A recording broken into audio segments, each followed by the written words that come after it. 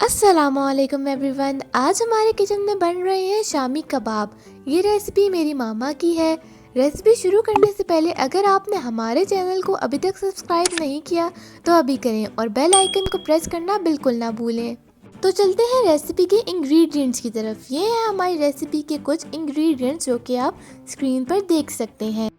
सबसे पहले मैंने ले लिया है बीफ कीमा, फिर मैंने ले लिए हैं 2 आलू और 3 प्याज जिनको मैंने बीच में से कट कर लिया है, साथ में चंद हरी मिर्च। उसके बाद यहाँ पे मैंने चना दाल ली है जो कि मैंने उबाल ली थी। उसके बाद यहाँ पे मैंने जिंजर और गार्लिक ले लिया है, लाल मिर्च, नमक, गरम मसाला पाउडर और केचप एंड पर हम सर्व करते वक्त यूज़ करेंगे। तो अब चलते हैं हम रेसिपी के अगले प्रोसेस की तरफ जो कि इन सबको बॉईल करना। तो यहाँ पर आपने एक पैन ले लेना है, उसमें सबसे पहले आपने डाल लेना है कीमा, उबली हुई दाल और ये आलू हैं। ये उबले हुए आलू नहीं है, नॉर्मल आलू हैं, ठीक है। उसके बाद यहाँ पर हमने ऐड कर दिया है प्याज।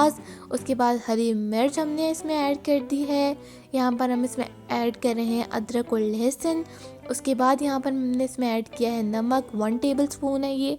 उसके बाद लाल मिर्च भी इसमें हम जो ऐड कर रहे हैं वो पूरी 1 टेबलस्पून है। और गरम मसाला पाउडर जो हम ऐड कर रहे हैं वो है 1.5 टेबलस्पून।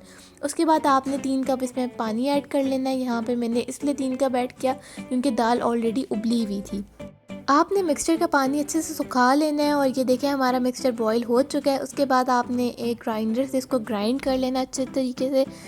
ये मैंने इसको सबको अच्छे से मैश कर लिया है जो कि आप देख सकते हैं। इसके बाद मैश करने के बाद मैंने इसमें ऐड कर दिया है धनिया, कोरिएंडर और उसके बाद मैंने इसके कबाब बना के रख लिए हैं। आप इनको बना कर स्टोर भी कर सकते हैं और जब दिल करे तब बनाकर आप इन्हें खा भी सकते हैं। ये मेरी मामा आपको कबाब बनाना भी सिखा रही हैं जो कि आप देख सकते हैं। यहाँ पर मैंने 2 कबाब जो हैं वो उनकी शेप बनवा कर मैंने दिखाई थी जो कि आप देख सकते हैं। उसके बाद आपने क्या करना है, इनकी शेप बनाकर आपने प्लेट में सारे रख लेने हैं। इनको आप बेशक थोड़ी देर 10 से 15 मिनट के लिए फ्रिज में रख लेंगे तो ज़्यादा अच्छे तरीके से मतलब ज़्यादा क्रिस्पी बनेंगे।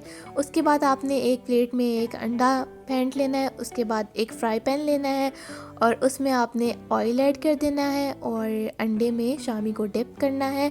इसको अच्छे से शामी को अंडे से कोट करना है और उसके बाद इसको मीडियम हॉट ऑयल में रख देना है। और इसी तरह मैंने यूँ बहुत सारे शामी फ्राई कर लिए थे। चलते हैं रेसिपी की फ़ाइनल लुक की तरफ। ये है हमारी रेसिपी की बहुत ही प्यारी सी फ़ाइनल लुक जो कि आप देख सकते हैं।